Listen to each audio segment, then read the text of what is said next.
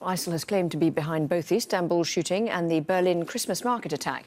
In both instances, the attackers fled the scene, sparking manhunts. So is this a new tactic from a group whose members have often died carrying out attacks? To discuss this, I'm joined in the studio by Olivier Guittard, who's the managing director of Global Strat, a security consultancy firm. Thanks for coming to talk to us. My pleasure. So it's significant that they both escaped and were then, or one was on the run and one still is on the run.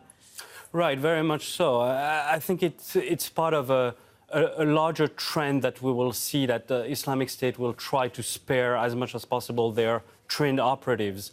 In both cases, the terrorists were very well trained and could be used for possibly other attacks or link up to other cells.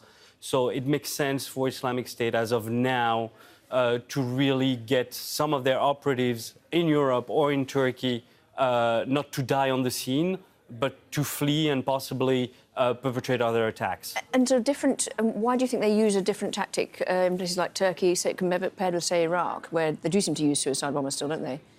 Because in a way, they'll have a tougher time to get to Europe. So then when they're already there or in place, it makes sense for them to reuse them rather than have them die on the scene, rather than Iraq, where they have more, I would say, people that they can martyr on the scene.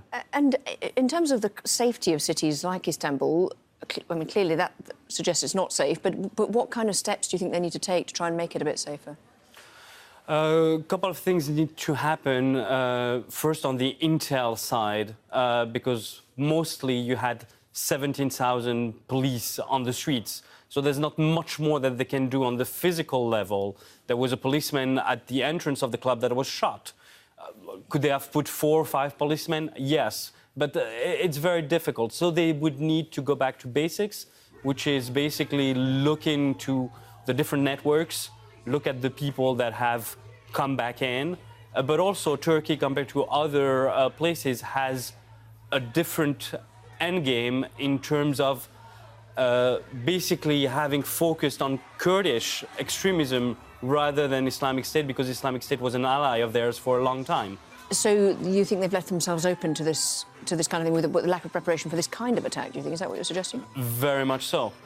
The fact that Islamic State was given a free pass for so many years until 2015, where there was a clear change in Turkish policy to be stronger on Islamic State. Before that, it wasn't viewed at all as a major threat. And now that this has happened, do you think that within Europe, I mean, I know that people have, since the Paris attacks, have, you know, agencies around Europe obviously preparing for the potential of these kind of lone wolf attacks and so on. But is there anything that will change in terms of intelligence sharing or the way places are policed to try and prevent these kind of repeated attacks? Unfortunately, it should have happened a long time ago. And we saw exactly with Berlin why it didn't happen.